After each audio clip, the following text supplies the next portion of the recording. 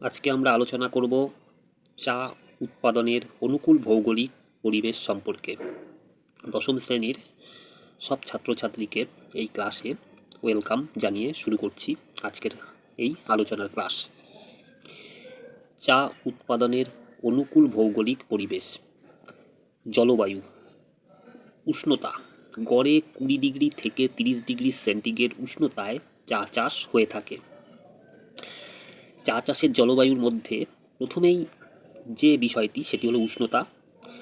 চা চাষের জন্য গড়ে 20 থেকে 30 ডিগ্রি সেন্টিগ্রেড উষ্ণতা প্রয়োজন হয়। বৃষ্টিপাত, চা চাষের জন্য প্রচুর বৃষ্টিপাতের প্রয়োজন হয়। গড়ে 150 থেকে 200 সেমি বৃষ্টিপাত এই চাষের পক্ষে আদর্শ। বৃষ্টিপাত চা চাষের জন্য প্রচুর দরকার, তাও বৃষ্টিপাতের পরিমাণ 150 থেকে 200 সেন্টিমিটারের মধ্যে। এবার আর্দ্রতা কীরকম প্রয়োজন হয়?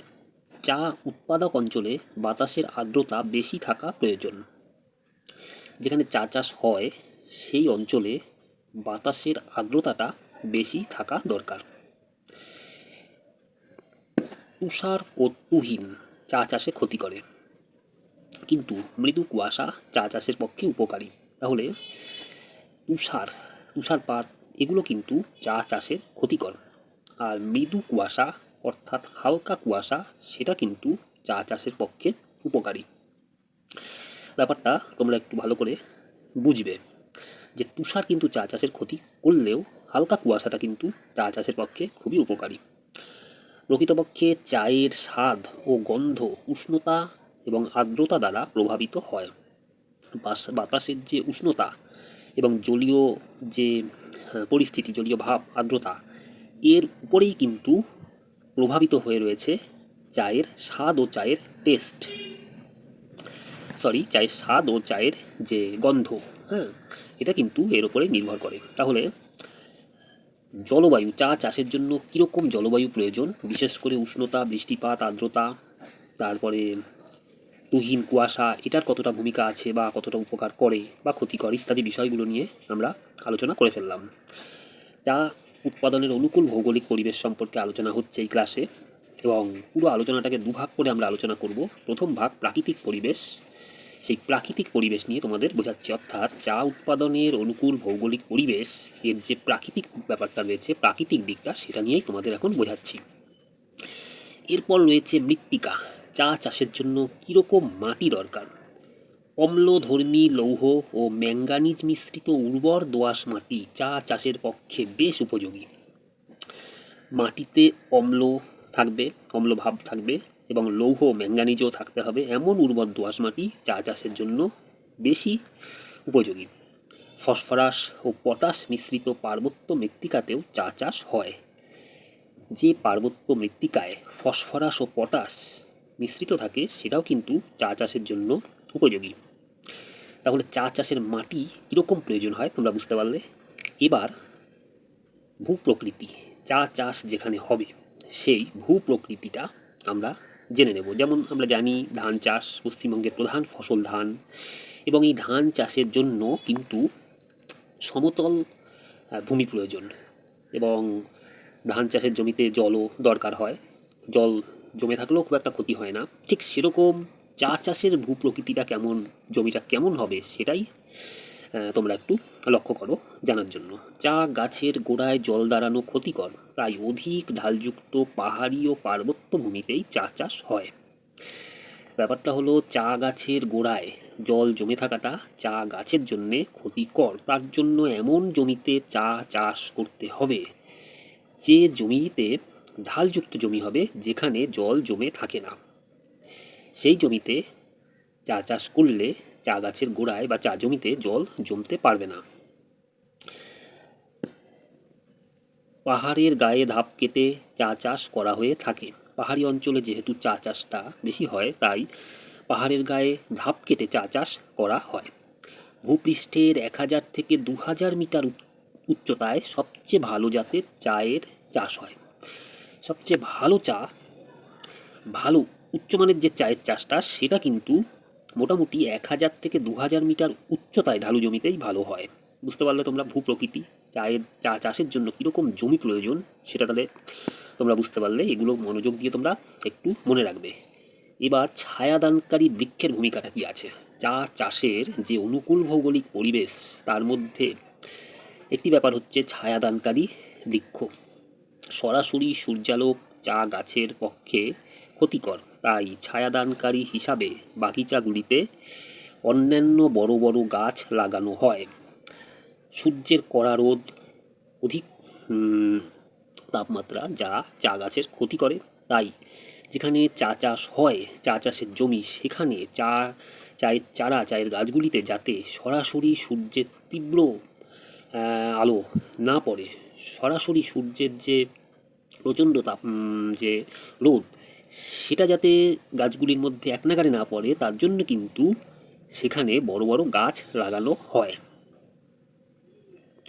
তাহলে তোমরা ছায়াদানকারী বৃক্ষের ভূমিকাটা বুঝতে পারলে। এতক্ষণ আলোচনা করা হলো চা উৎপাদনের অনুকূল ভৌগোলিক পরিবেশের মধ্যে যে প্রাকৃতিক পরিবেশটা রয়েছে সেটা। প্রাকৃতিক পরিবেশের মধ্যে রয়েছে 1 নম্বরে জলবায়ু, 2 নম্বরে মৃত্তিকা বা মাটি, 3 নম্বরে ভূপ্রকৃতি, 4 নম্বরে ছায়াদানকারী বৃক্ষ। এই 4টি পয়েন্ট রয়েছে প্রাকৃতিক পরিবেশের মধ্যে। তার মধ্যে জলবায়ুটার আবার কয়েকটি ভাগ রয়েছে। তোমরা এরকমভাবে পয়েন্ট করেও পরীক্ষা লিখতে পারো, বা জলবায়ু লিখে তার মধ্যে প্রতিটা ওর অন্তর্গত যে বিষয়গুলো, তুষার, তুহিন, বৃষ্টিপাত, আর্দ্রতা, এগুলো তার মধ্যেও পরপর লিখলেও হবে। এবার আসছে অর্থনৈতিক পরিবেশ আলোচনায়। চা চাষের অনুকূল যে পরিবেশ প্রয়োজন, সেখানে কীরকম অর্থনৈতিক পরিবেশ দরকার। প্রথমে শ্রমিকের নৈপুণ্যের ওপর চায়ের গুণাগুণ নির্ভর করে। বাগান পরিচর্যা ও রক্ষণাবেক্ষণ, চায়ের গুণমান নির্ধারণ প্রভৃতি কাজে অতি সুদক্ষ শ্রমিকের প্রয়োজন হয়। দেখো, চা চাষের জন্য কিন্তু চা এমনই এক প্রকার ফসল, এই চায়ের জন্য কিন্তু খুবই দক্ষ এবং যেটাকে বলা যায় নৈপুণ্য, নিপুণভাবে কাজ করতে পারবে, এরকমই কিন্তু শ্রমিক প্রয়োজন হয়। চা চাষের বিভিন্ন পরিস্থিতিতে, যেমন বাগান পরিচর্যা, দেখাশোনা, বাগান রক্ষণাবেক্ষণ, বাগানের আগাছা পরিষ্কার, গাছগুলোকে ঠিকঠাক রাখা, ঠিকঠাক রয়েছে কিনা দেখা, ইত্যাদি ইত্যাদি নানান যে রক্ষণাবেক্ষণের কাজ, চায়ের গুণমান নির্ধারণ, এই সমস্ত কাজে কিন্তু দক্ষ শ্রমিক প্রয়োজন। চা পাতা তোলার কাজেও কিন্তু সুলভ মহিলা শ্রমিকের প্রাধান্যটাই বেশি। চা বাগান থেকে, চা গাছ থেকে যে চা পাতাগুলো তোলা হয়, সেই পাতাগুলো তোলার কাজটা মহিলা শ্রমিকরাই বেশিরভাগ করে থাকেন। তাহলে শ্রমিক কীরকম প্রয়োজন তোমরা বুঝতে পারলে। চা চাষের জন্যে মূলধনের ভূমিকা কতটা প্রয়োজন। চা গাছ বসানোর পর প্রথম কয়েক বছর উৎপাদন হয় না। চা গাছ যখন রোপণ করা হয়, প্রথম কয়েক বছর কোনো উৎপাদন হয় না, তাই বাগান পরিচর্যা, শ্রমিকের মজুরি, সার ও কীটনাশক প্রয়োগ প্রভৃতির জন্য প্রচুর মূলধন প্রয়োজন হয়। চা গাছ বসানোর পর যেহেতু কয়েক বছর কোনো উৎপাদন হয় না, সেই কয়েক বছরের যে চা গাছ পরিচর্যা, তার যে খরচ, সেটা কিন্তু বহন করতে হয় প্রথমেই। বিশেষ করে বাগান পরিচর্যা, যে শ্রমিকরা চায়ের জমিতে চাষ করেন, তাদের মজুরি, সার, কীটনাশক ইত্যাদিগুলির চাহিদা মেটানোর জন্যে প্রচুর মূলধন কিন্তু প্রয়োজন হয়। তাহলে মূলধনের ব্যাপারটা আমরা বুঝতে পারলাম। আচ্ছা, কারখানা। চা চাষের ক্ষেত্রে কারখানা তার ভূমিকা রয়েছে। পাতা তোলার পর চা প্রস্তুতের জন্য চা বাগিচার নিকটেই কারখানা স্থাপনের উপযুক্ত পরিকাঠামো প্রয়োজন। চায়ের বাগান থেকে চা পাতা তোলার পর সেই পাতা থেকে চা প্রস্তুত করার জন্য যেখানে চায়ের বাগান রয়েছে, চা চাষ হয়, তার কাছাকাছি কারখানা থাকতে হবে, এবং সেখানে কারখানা গড়ে তোলার মতন পরিকাঠামো থাকতে হবে।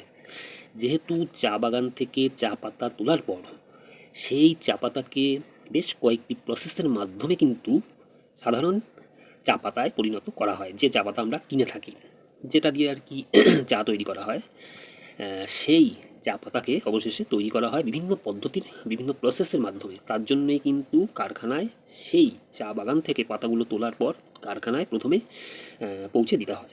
এবং চা পাতা যেহেতু কোনোভাবে নষ্ট না হয়, তার জন্য কিন্তু চা বাগানের পার্শ্ববর্তী অঞ্চলেই কিন্তু চায়ের কারখানা স্থাপন করা দরকার। তাহলে এমনই জায়গায় চা চাষ করতে হবে, সব কিছু ঠিকঠাক থাকার পর সেই চা চাষের জমির পাশেই যাতে কারখানা স্থাপনের মতন ব্যবস্থা থাকে। তো এই হলো কারখানার ভূমিকা। তাহলে অর্থনৈতিক পরিবেশের মধ্যে রয়েছে শ্রমিক, মূলধন, কারখানা, পরিবহন, এই কটি ব্যাপার। যদি তোমাদের পরীক্ষায় চা উৎপাদনের অনুকূল ভৌগোলিক পরিবেশ সম্পর্কে প্রশ্ন আসে, তাহলে তোমরা চা উৎপাদনের অনুকূল ভৌগোলিক পরিবেশটিকে সোজা দুভাগ করে নেবে, যে প্রাকৃতিক পরিবেশ, অর্থনৈতিক পরিবেশ, দুটি ভাগে ভাগ করে তোমরা তার অ্যান্সারটা লিখবে এবং পয়েন্ট পয়েন্ট করে সঠিক তথ্যগুলো দিয়ে নিজের মতো করে তোমরা উত্তরটা লিখবে। তো এর জন্য তোমরা কিন্তু এই অনুকূল ভৌগোলিক পরিবেশটা বুঝে ভালো করে পড়ে লিখে সেটাকে যে ভুলগুলো তোমাদের দেখা যাবে সেই ভুলগুলোকে সংশোধন করে তোমরা পরীক্ষার জন্যে তোমরা এটাকে রেডি করে নেবে। আচ্ছা, এরপর রয়েছে চা উৎপাদক অঞ্চল, চা গবেষণা কেন্দ্র এবং বিশ্বে ভারতের স্থান চা উৎপাদনে ইত্যাদি বিষয়গুলো পরের ক্লাসে তোমাদেরকে আমি জানিয়ে দেব। তো আজকে এই যে তোমাদের সাথে এই ভূগোল ক্লাসটা করলাম ক্লাস 10-এর, এই ভূগোল ক্লাসগুলোতে নিয়মিত অংশগ্রহণ করার জন্য তোমরা অবশ্যই এই চ্যানেলটিকে সাবস্ক্রাইব করে রেখো এবং তোমার বন্ধুকেও চ্যানেলটি সাবস্ক্রাইব করতে বলো। তাহলে এই ভূগোল ক্লাসগুলোতে তোমরা খুব সহজেই যোগদান করতে পারবে। প্রত্যেকে ভালো থেকো এবং নিয়মিত সময় নষ্ট না করে পড়াশোনা করো।